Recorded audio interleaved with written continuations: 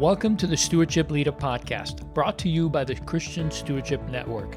CSN exists to encourage, teach, and connect church and stewardship leaders to help them create and lead healthy stewardship ministries in their church. You can learn more about CSN at christianstewardshipnetwork.com.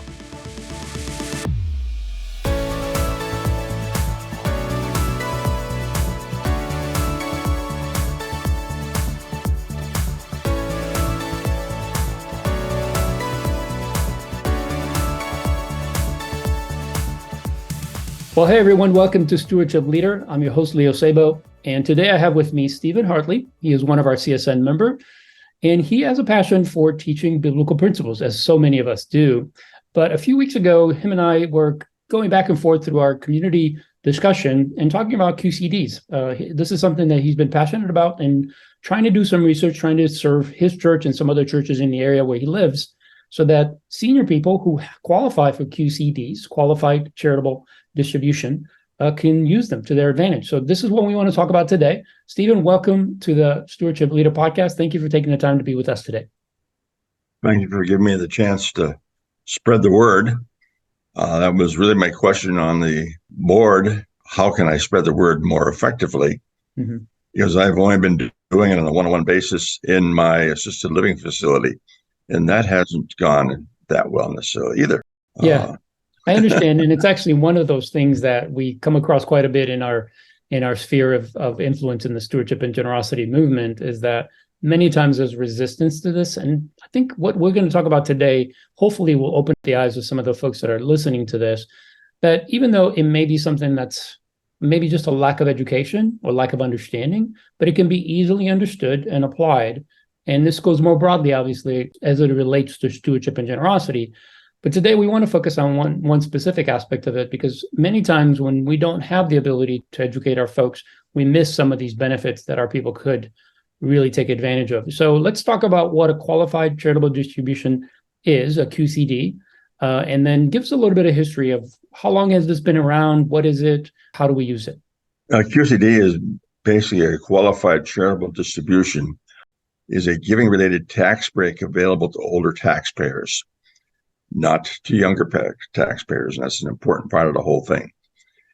If you're over 70 and a half years old, have an individual retirement account, an IRA, and you are prone to give, particularly to a church or any other 501c3, there are tax advantages that can really stretch your bucks versus penalties. You also have the ability to help you with your required minimum distributions and eliminate. Talk about what that is. What is a required minimum distribution? The required minimum distribution is a requirement added in later years to the IRAs because the government gave us a break originally, and now they want their taxes back. Mm-hmm. So where I had a tax break opening up a 401k or an IRA, I now have to pay taxes when I pull the money out. Okay. And it is a thing that is based on your age. There's a table that comes out, tells you for this age, you have to, let's say, think of terms of 80 years old, approximately. It's about a 20, divide by 20, and that's what you have to get out of your IRA. When you do that, you have to pay taxes on it. Right. Depending upon what state you're in, you may have state taxes on it. Okay. So it's basically paying the taxes on income that's been growing through that 401k. As you take it as income, then you would pay whatever your income tax would be for that year. But the government requires that a minimum be taken out every year. Whether you need it or not, you have to start taking it out so you can pay taxes. Is that correct? Yep. Okay. So you can pay taxes. Okay. Yeah, that's the main thing. They want us to pay the taxes before we pass away and hand it off to our kids. I'm sure that's the reason. Yep, exactly. What's the history behind the QCD? Well, basically, the QCD started in the year 2006. Everything up to that point was a charitable contribution, a qualified charitable contribution between your checkbook and the organization you sent it to. So it'd be at a church or whatever. You're dealing now with a qualified contribution, which is now just a piece of your deductions. With a QCD, you're taking the money now before any of that happens, and you reduce your income for that particular year. A QCD had a limit of $100,000 per year as your maximum deduction you can do, except in those first few years, it depended upon renewing each year that tax code. And that was the case until 2017, at which time Trump did his Tax Cut and Jobs Act, and then he made the QCD a permanent thing. He also doubled the standard deduction. So this becomes another game that can help save some money, but we won't deal with that in this discussion. And that will be the law until the end of 2025. At that point, that law has to either be renewed or it will sunset. And that's one of the fears that I have in terms of timing. Mm-hmm. If we talk about the headwinds of the government, there's a good headwind we have to be alert to. Yeah, it's one of those benefits that, just like our standard deduction, any kind of charitable giving, pastors' housing allowance, all those things, they've been around for a long time, but we see more and more animosity from the government against religion, and not just in the US, but across the board in many countries. And so we don't know how long those will be around. But while they are available, certainly something we need to be aware of and take advantage of. My guess is, my hope is that by 2025, if we have another Republican in the White House or whoever is there, that'll be motivated the proper way to leave that alone. But again, we're not guaranteed, so we have to keep on the know. So Stephen, tell me, because this is something that obviously you're passionate about, and it's something you're spending some time in. Tell me a little bit of the history of some of the short surveys or this research that you've done to not just understand this yourself, but even to share that with others. It was sort of by accident that I got involved in the whole thing.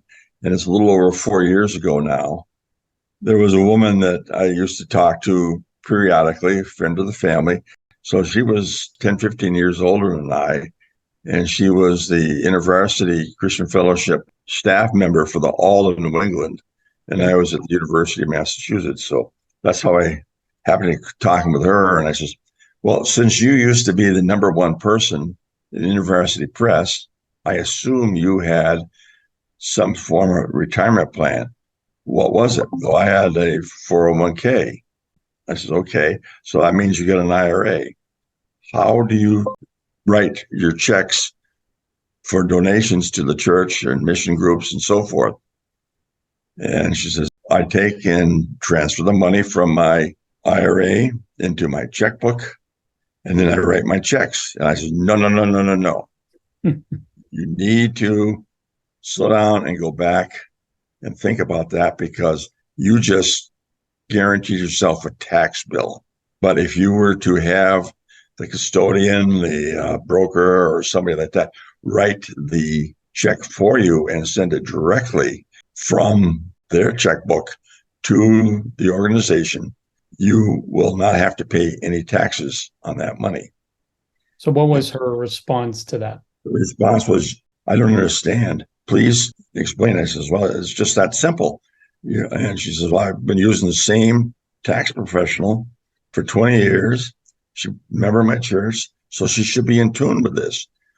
She went back and asked her about a QCD, and the woman that she uses says, what's that? She went to her accountant. The accountant says, I didn't think it would make that much difference. She then went to her next door neighbor, who was another InterVarsity retiree that was missions. She was doing international missions work. And she went to her tax professional and got, what are you talking about? That caused me to pull my telephone book out from work and start calling anybody and everybody, irregardless of what I thought their religious connection might be, and letting them know that this is available. That was a group then of a lot of engineers and technicians, and we had a techie group in a sense. But I found that 30% of the people I talked to never heard of it. So this is getting better used. I didn't worry about it anymore. When I moved into, I don't want to say when I moved in, but a couple of years after I moved into the assisted living, and I presented a workshop to the people who lived here, and we had about 25 people that showed up out of the 200 people that live here. And there was a few. I probably should go back and say, these people, those first two women, continue to thank me whenever I talk to them for about 2 years. And we talked on a quarterly basis for letting them know it was just that big a thing for them. I then wanted to figure out how to reach more people. That 30% was 30% of, as I said, professional people who had a mind to grab onto it, and 30% I didn't like. Mm-hmm. So in trying to figure that out, I contacted Sound Mind Investing managing editor, and I lose the name. Matt Bell. Yeah, Matt Bell. Yep. He basically suggested to get back on their blog, put it on there, get a hold of CSN, and figure out what's what. I had to make a decision to join there. I did, and put it on the blog immediately and got some responses on it, which were helpful. Continued my efforts, but now trying to figure out what could be done within the churches that I had relocated to. Last May, I asked a fellow that I had seen putting a envelope into the offering box at this church where I was going for a grief share program. And he says, well, I basically transfer my money from my IRA to my checkbook and write checks. No, stop it. He says, why? And I explained it to him, and then asked one day at the end, this is the end of the sessions actually, what kind of response people had. There was like 5 people there. One of them used it, 3 did not know about it, and 2 didn't qualify. They had pensions. Mm-hmm. That just started me putting together a questionnaire.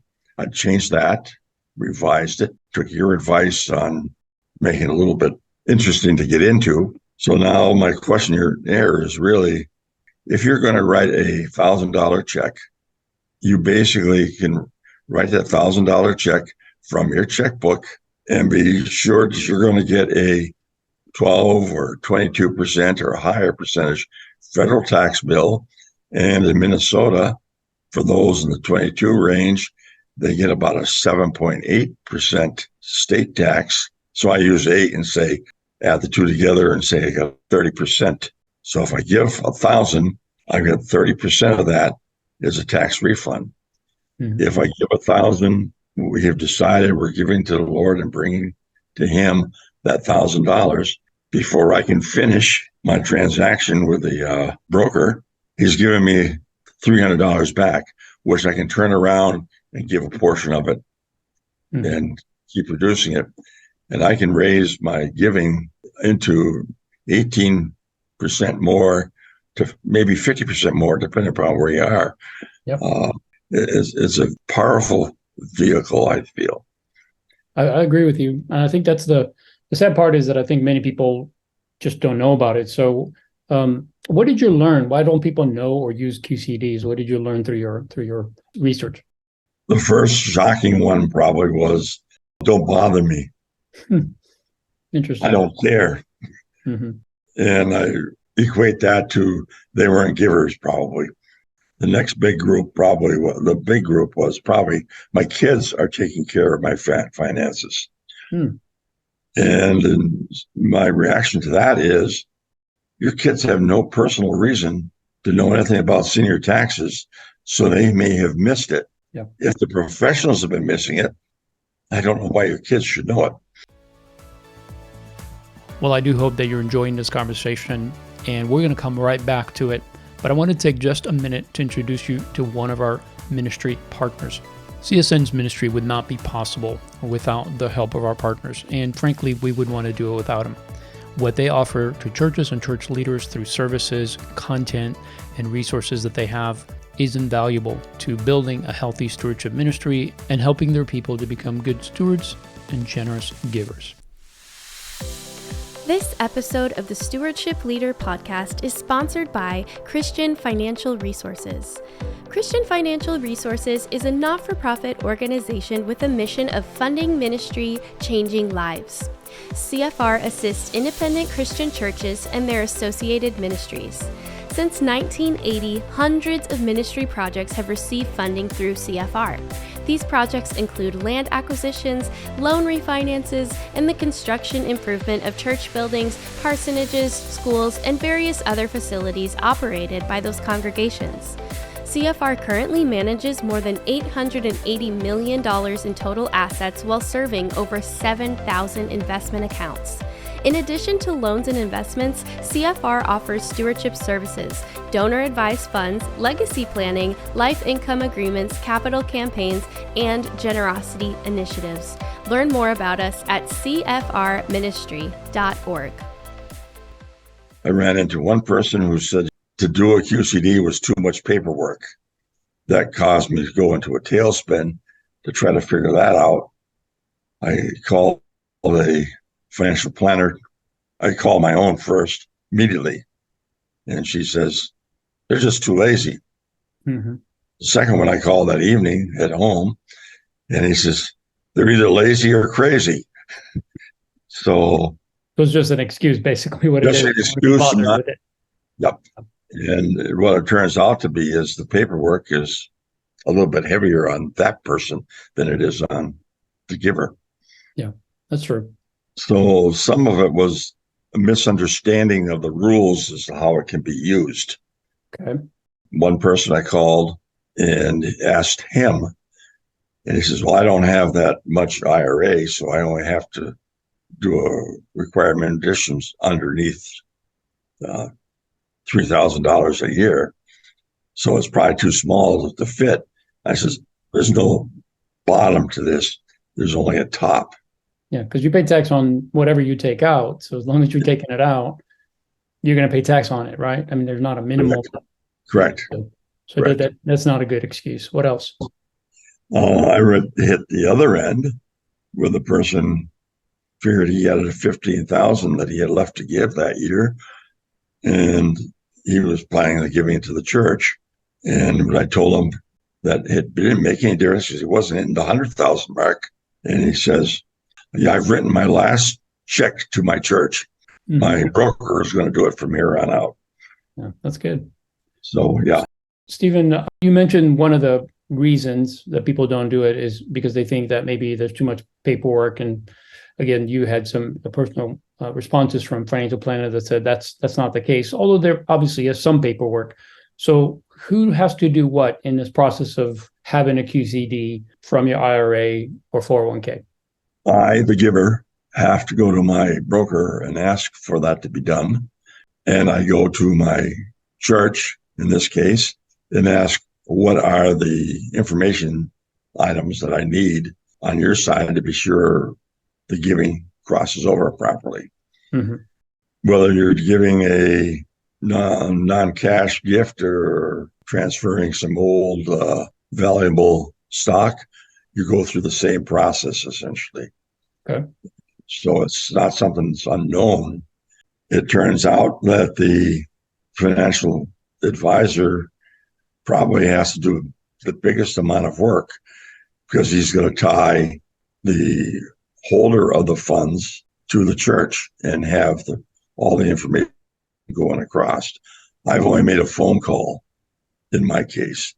I did have to sign a piece of paper that outlined what was going on. So that was the only thing I had to do. I have found that to be pretty much the case with anybody else I've talked to. Mm-hmm. So the biggest work is probably done by the financial advisor. But it isn't something that's difficult. I mean, once I think they have that set up for you and you say, hey, every month I want you to transfer this much from my IRA as a QCD to this church, and all that information is put in place. They know where to send it, what to put on the check. Once all that's arranged, it's just a matter of like paying a bill for them. It's not something they have to try to do differently every month. It's just a routine transaction. Am I correct in assuming that? Right, you are correct. Okay. One of the things that this has done to our giving is that previously we were giving monthly, and now we do twice a year, once before the financial year is done and once after. And it's you can figure out how much you have to give on your RMDs if that's what you're dealing with, or make a decision on whatever you expect to be earning. Right. And therefore, by the end of January what giving there's going to be, then can give to other organizations on a periodic basis. Right. So now I have a checklist on the computer. I'll give this much to this group each month or whatever time frame I want for a certain period, or the one-time gift. And it doesn't sound like it's much more complicated than writing a check. It's just no, not at all. And you just think it through, and of course you initiate it a little bit different. But the huge benefit here that I want everyone to hear is that when we educate folks how to do this, people that qualify, people that don't know about this, that first, most important, they're able to be consistent in their giving, and they can plan that ahead of time and initiate it and get it done. But equally important is that they can actually either give more or save on taxes and have more for themselves, which most people obviously would appreciate, especially with increased inflation and everything else that's going on. So it can help us to continue to give a considerable amount, saving on taxes, using that money for different purposes, even giving. So Stephen, how would you encourage a stewardship leader or pastor that's listening to reach out to people that in their congregation that may be eligible to use QCDs that aren't using it, and how would you recommend they go about that? How do they find them, first of all, and then what would they need to do next to communicate and maybe even train them? Let's go back to one other item, and that is the church has to do something. And the only thing that the church really has to do is be sure it connects. Secondly, IRS requires them to send a letter saying we've received this much. There's no value. Yeah, no value to it, right. And so forth. That standard letter, that has to be the only piece of paperwork, and that's right now the only piece of paperwork you have to keep for filing. That is apt to change. In fact, they've started motion on that change. I don't know if it's going to go on the 1099, a separate line for QCDs.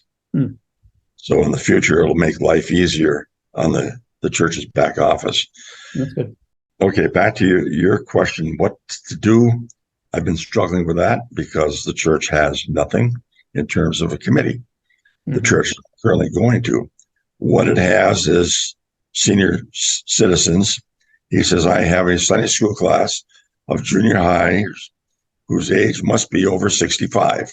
And therefore, I have 438 on my mailing list right now. So I've got a set that I'm going after. We were just discussing today. He's got 3 classes that run simultaneously. He's got a bunch of others besides, but speaking specifically to those classes and giving them the questionnaire, which I've now on my 5th edition. The 5th edition just essentially gives them a tear off so they can tell me where they are, but also keep a record of what I've given them. That has taken 2 pastors to get involved, not the senior, unfortunately. So how do I get it out there? That's going to be the approach now. So I've got one more question to do, and that is, how do I get the new people to come in? Somehow this has to be done periodically, or it has to be done individually. I found it very helpful to do it one-on-one. I gained a lot of knowledge in what people are going through. If they're having these particular problems, make that life easier so that they can give. And this is definitely a fast way. And that is more easily done on a one-on-one basis, I feel. Yeah, you definitely, if you can serve people one-on-one, that's definitely important. But I guess the bigger question is, one, how do you identify them? Is it as simple as looking and saying, here's all our members that are over 70 and a half that could potentially have an IRA where they're using the IRA as an income and also making their giving So is it as simple as basically starting there to say, okay, anyone that's over that age, maybe we send them a separate letter to say, hey, are you aware of this? I also think that it would be a worthwhile endeavor to have just something on your giving page of your website.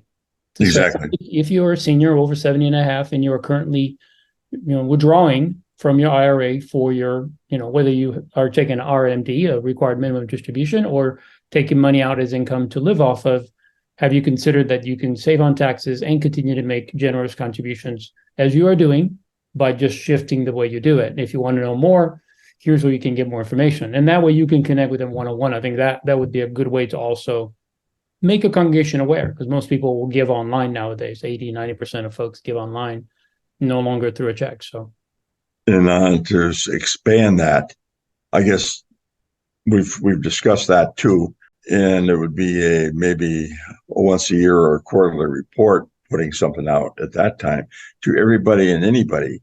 Mm-hmm. Although it's good for the seniors so that they know and can make the decision, if the kids are the ones that are helping them, they need to know also. Right. Yeah. Because I think you're right. I think a lot of folks, as they get into the 70s and 80s, feel like they can't quite manage their own finances. And I run across this quite a bit in the financial counseling I do, where kids are involved in paying the bills and taking care of things. They have financial power of attorney over things. So it's good to broaden that education to the children of these senior folks so that they are aware that they could be losing out on a benefit, even though obviously it's not their money, but maybe someday it will be if they don't burn through it, right? So there might be some personal gain there if they end up inheriting some of it. So Stephen, as we kind of close up, I guess the last thing I really wanted to talk about is, we know that QCDs are just one aspect of financial education. It's a tool that's important for us to use. But broader than that, in a church setting, how would you recommend being connected to CSN, being part of our community? What would you say to folks is should be their perspective? What should be their perspective in financial education? Not just QCDs, but overall in their church. Well, the QCD is a pretty small piece of it as far as I'm concerned. But for the seniors, it's the tip of the iceberg. Mm-hmm. What I would like to see is a full stewardship plan mm-hmm. for the church and what they go about. My discussion with the pastors that I have talked to, one of them, I was told, oh, he's just going to fall asleep talking to you about money. Wrong. He really bit into the fact that this is a stewardship training thing. Yeah. This is definitely a discipling thing. So it's getting together a total plan for all levels of possible education, coming from the pulpit to coming to the Sunday school class or the life small group class, to put in programs such as FPU and the state program, and do it periodically. There has to be, as you said, a ministry that focuses on financial discipleship, helping people at every season of life to be good stewards, and of course to take advantage of the tax rules, the benefits we have living in the United States, to be able to give and also get a tax break by doing so. Instead of paying taxes, we're giving, because the government recognizes still, thankfully, that when we give to charitable causes, it somehow relieves the burden from the government having to step in and do it. And we know the government is not as good at it as the church or other organizations are. So I think we're in agreement there that QCDs is the tip of the iceberg for, as you said it, for older folks, but it's also just one component of a much broader stewardship ministry that needs to be offered in churches. And I think that's something we both agree to.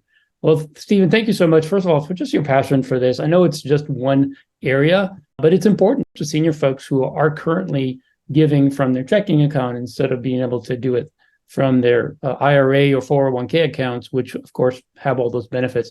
So thank you for championing it, even on a low level with your own research in your own area. It's still important. So I thank you for coming on and just making our audience aware that this is something that they should know more about and look into and potentially even bring to their own churches. Thank you for being with us today. Thank you.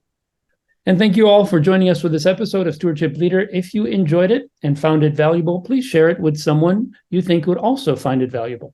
If you've not yet subscribed to our podcast or left us a review, please do so. This will ensure you're automatically receiving the latest content we produce and will help others to find this podcast as well. If you want to know more about CSN and how we can help you and your church create a culture of good stewardship and generosity, go to our website, christianstewardshipnetwork.com. There you will find many resources and events and how you can become a member of our community. We'd love to be in your corner, helping you to build a stewardship ministry in your own church. Thanks again for joining us. We'll see you next time on Stewardship Leader.